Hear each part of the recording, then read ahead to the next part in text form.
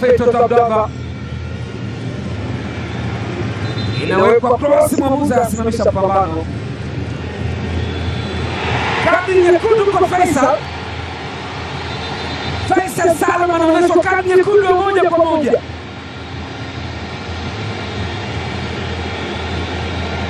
Feitoto Abdallah, nini kimetokea pale? Mwamuzi anamuonesha kadi nyekundu, ni straight red card kwa Faisal.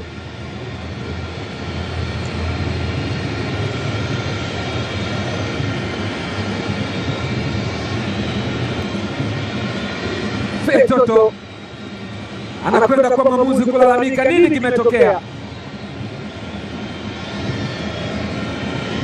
Wachezaji wa Azam wanamzonga referee. Tazama katika engo ya picha ya Faisal,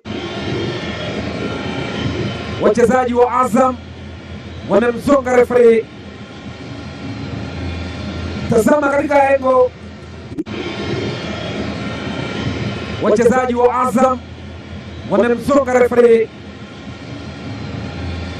Tazama katika engo ya picha ya Faisal Hamaki, walikwenda kuwania mpira ule.